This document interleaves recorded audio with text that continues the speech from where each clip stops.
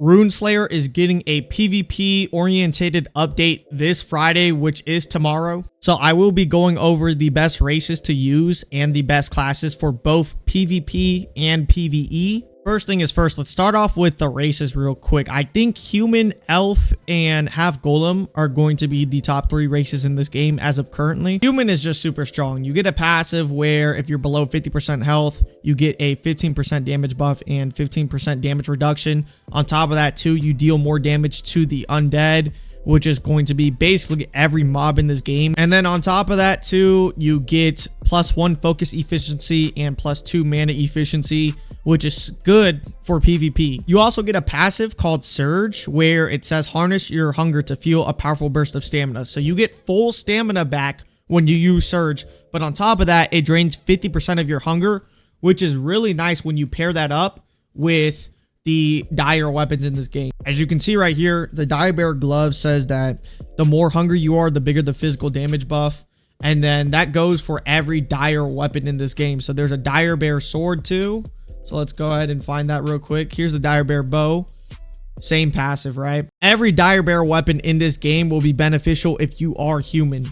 On top of that too, if you stack that on with a primordial ring, the primordial ring also gives you a damage buff whenever you are hungry. And I'm pretty sure that the primordial ring passive stacks with your dire bear passive too. You can also make use of the berserker class with human, because berserker has a passive where you gain physical damage and lifesteal based on your missing health. So when you're below 50% health, you get the human passive, you get the bloodlust passive. It's just great, man. Imagine this with the dire bear sword. Bro, you're going to be doing so much damage. You can go any class with human though, man. I heard sharpshooter is really good right now too, because if you use a dire bear bow with sharpshooter and human, you get insane DPS. So you can go anything with human. Elf is another race where you can go any subclass with it. You get 3% more movement speed, 10% cooldown reduction, 10% stealth. You get 10% more mana, 5% more focus. All these things attribute to PvP, okay? You want to be fast. You want to have more mana. You want to have more focus.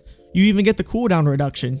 Like, what is there not to like about Elf? Elves usually strive better with a mage class like Warlock, or you can go an archer class too, because archers use up a lot of stamina. So that 5% more focus can help you spam your archer abilities more. The ninja class also uses up a lot of focus too, because Rising Fang and Ren can be spammable as long as you hit them. So you could literally go elf with any class just because of the 10% cooldown reduction too. Elf literally has everything, bro. It's a super strong race. Now, if you don't mind being the ugliest race in the game, orcs aren't too bad either. So you see you get 10% more base health regen, 15% higher max hunger. But the important thing is you get 20% more heat resistance, which is going to be beneficial for you when you are farming in the nether realm. So if you don't have something like an ember frost ring, just go orc and you can farm in the nether realm for free.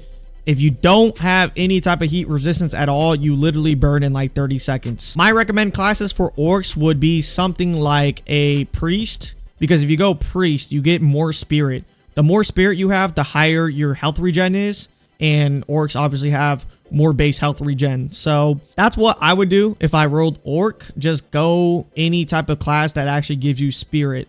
The cat race. This race is actually super nice. The passives itself are just so good. You get 10% fire resistance. Everybody is using flamethrower right now, so you will be resistant to that. On top of that too, you get 25% heat resistance and cold resistance too. So you can farm in the nether realm, and then when tundra actually does come out in the future, you'll be able to be resistant to cold. All right. You also get 25% more jump height, 15% fall damage reduction. But the most important thing is the 8% speed boost.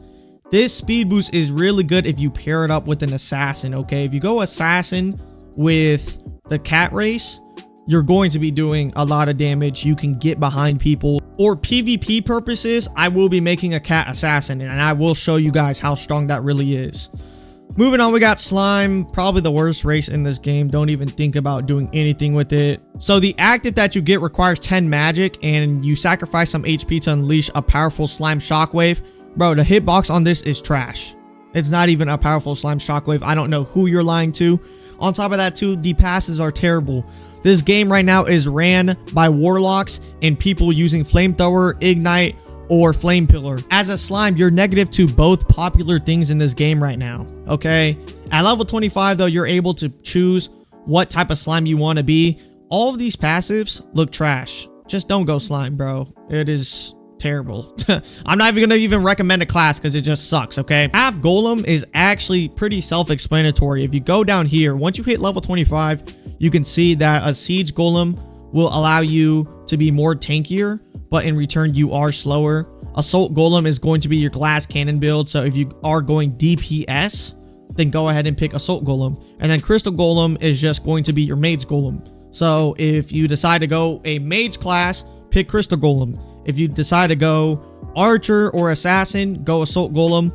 And then siege golem is if you want to be a tank monster. Now I do recommend pairing up siege golem with the battle aura that gives you more defense that you get from the warrior class. Pairing both of those two up will make you super tanky. That's something that I would do if I ever did roll half golem. I would go warrior class and then make sure I picked up the battle aura that allows me to be super tanky. Last but not least, we have Dullahan. Now this race honestly is not that good either. Okay, for it being 2%, you get a active where you can pop your head and use it like a camera. It's cool in concept, but it's useless. Nobody cares about that. And then this passive right here where you get slight health restore on killing enemies is useful early game, but you don't notice it end game. So this is useless whenever you do hit max level. And then the passive undead body gives you robustness. Robustness does nothing in this game right now because nothing in this game gives you frostbite. And I'm pretty sure nothing in this game also gives you hemorrhage too, besides the bleeding that ninjas can do to you. You also get 25% cold resistance, which is going to be useful whenever you do go into the tundra, but the tundra update isn't out yet. And then on top of that, you get negative 20% holy resistance, so you are vulnerable to holy fire. Now you do get a skill called soul harvest, which isn't bad, but the level 25 follow-up is what's really good. So the initial startup of the move is going to be this move right here where you do a 360 spin, but the follow-up is what's good.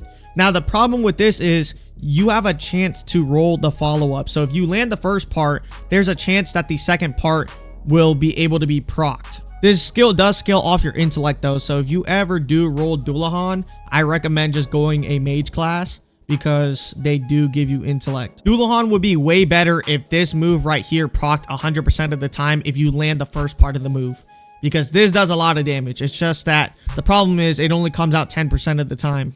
In terms of PVE, every subclass is viable, but you will have a harder time on the fist classes, so Ashra and Monk, and you will also have a harder time with Swordmaster.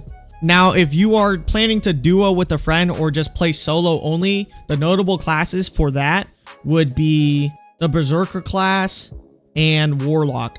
These two classes right here will allow you to solo the game or duo the game with a friend. Also, if you plan on doing world bosses like the Rune Golem or the Queen Spider, and you want to make sure you get enough DPS to always get credit, Sharpshooter and the Ninja class will make sure you do that. For one, Sharpshooter is going to be the best class for world bosses because you are going to be the most damaging person on your team, simply because of the fact that Dragon Piercer does so much. And there's a passive with Sharpshooter to where if you keep landing ballistic shot, it lowers the cooldown of Dragon Piercer. So the plan as a Sharpshooter is to just spam ballistic shot and use Dragon Piercer off cooldown. And then on top of that too, if you have a Dire Bear bow, you're going to be running out of hunger quick because ballistic shot doesn't have a cooldown at all. You're going to be spamming this move every single time until your Dragon Piercer is back up. And since you are regenerating your stamina a lot doing this, you're going to run out of hunger, which allows you to make use of the Dire Bear bow even more. So Sharpshooter does a lot of damage. Ninja, I already made a video on this. Dude, you can crit for 1,000 damage every single time with this class. This class is super good and you will never miss out on kill participation if you do decide to make a ninja. All right, let's move on to the PvP part of this video. I'm going to go ahead and put Sharpshooter for now low A. It might be B2. So with Sharpshooter, Dragon Piercer is going to be your best move and it's on a super long cooldown unless you land ballistic shot. Against somebody good, they're going to dodge Dragon Piercer all the time because it has such a long windup. And then on top of that too, good luck ever landing ballistic shot against anybody good too. The move also isn't just a straight line. So even if you have good aim, landing this move literally only works against mobs that are standing still. So for now, I'll just put Sharpshooter at A, because if you do land those moves, you will be doing a lot of damage. Beast Tamer, this is definitely better than Sharpshooter. So if this PvP update ever does release like a 1v1 area, I think Beast Tamer is the best class in the game, because who is dealing with a panther dashing at you 24/7? Who is dealing with a crocodile infinitely CCing you, right? Who is dealing with a spider, an adult spider? Like, Beast Tamer is so good, but the reason why it's not S is because if this PvP update incentivizes open world fighting instead, your animal can kind of sell you sometimes and just go for like AI or like somebody that you don't want to target. Even then though, I still think Beast Tamer is stronger than Sharpshooter, because if you do run into the problem where your animal isn't targeting the person you want it to target, I recommend just switching out your Beast Tamer animal to be either a mud crab or a panther, because panthers literally dash across the map and mud crab has a super strong AoE move. Swordmaster is going into the S tier. Swordmaster might be trash for mob killing, but in PvP, this thing is super good. My friend BDK won a tournament with Swordmaster and he didn't even have dual swords on. Now, BDK is super good at any game he touches in general, but it still doesn't take away from the fact that he went Swordmaster for a reason, okay? Look at the things that you can do with Swordmaster. You place down a field, right? And within that field, you're able to flicker onto your opponent. This flicker is instant and it's going to be super hard to parry. And you're able to flicker onto your opponent multiple times as long as you get a stack of flux on. I believe this stacks up to 5 times. So if you get 5 flux stacks on somebody and decide to use flicker strike, you're just going to flicker to them 5 times in a row, and that's all their health gone. Assassin is also going up into the S tier. I know people don't know much about Assassin yet, but when I make this Assassin build, you're going to see how strong this really is for killing people. This greater initiative passive allows you to do a lot of damage when you catch your enemy off guard. So if they aren't in combat and you attack them, you're going to do a lot of damage, okay? Gouge allows you to slash their eyes and leaving them blinded. But the main thing about Assassin is the damage that you can do whenever you're in stealth mode, okay? You just catch your opponent off guard and hit them before they can put you in combat. When I make my in-depth Assassin class video, you're going to really see how strong it is. Ashura and Monk are going to be up here too. I think they're 1-to-1. I do know that Ashura is super strong for PvP, but Monk is also super strong too, because I saw a 21 pack video where he was using Monk and he was going crazy. In general, these striker classes are just strong in PvP because it's fist, bro. Nobody can read fist animations. It's super cringe. These classes might suck for mob killing, but against actual players, they're monsters. I'm gonna put Ninja in the A tier simply because I don't think it's better than Assassin, but it is better than Beast Tamer and Sharpshooter. So with Ninja, you can critically hit them with your Ninja stars and then you ambush them to one-shot them. The problem is ambush has a very long windup, so anybody good can just interrupt the ambush. Rising Fang and Ren are nice, but if you don't land them, they go on cooldown. Basically, what I'm trying to say is that Assassin is able to 100-0 people better than Ninja, but Ninja by any means isn't weak at all. Warlock is going above Assassin in the S tier. Need I say more? I don't really have to explain it, bro. I think it's 1-to-1 with Swordmaster right now. If you have a maxed out Warlock build, that includes the Fiend, that includes all the rat spells, bro, you're just a nuisance. You're the best PvE class in the game, and you're also the best PvP class in the game as a Warlock. This thing is just crazy. You get a pet on top of the Fiend, on top of all the legendary mage spells. I think Berserker is 1-to-1 with Ninja. I'm not putting this into the S tier, but it is still super strong. So the problem with Berserker is that you need to fill up your rage bar. Against anybody good, they can play cringe and make sure you don't fill up that rage bar, and then you just lose. However, in the instance that you do have a large rage bar, you are definitely a strong threat. You can enter into hyper armor mode, and if your opponent doesn't respect that hyper armor, they're going to lose. Anybody who's nice at the game though is just going to run when they see you activate the hyper armor mode. The only good thing about this class is that you get Bloodthirst, which allows you to do 2 slashes to restore your HP. You can also pair up Berserker with Drogar's Axe, And what that allows you to do is just lifesteal with the crit, because the crit is super strong and people really can't dodge it. Like, it's that strong. I feel like if you play cringe though against a berserker, they're not really going to do much because they won't be able to fill up their rage bar. I don't think sorcerer is bad. It's just that warlock is so much better. So I'm going to put sorcerer in the category with beast tamer. I think sorcerer and beast tamer are 1-to-1, but it is definitely better than sharpshooter. Okay, because with sorcerer, first off, mage spells are just super good in this game. So if you have both the rat spells on top of the sorcerer spells, then you're just better than a sharpshooter, in my opinion. I might be sleeping on sorcerer though, because nobody goes it. So if you are a sorcerer in the comment section, let me know how good these moves actually are and how much damage it does, because this could be doing buku damage and nobody knows about it just because everybody is going warlock.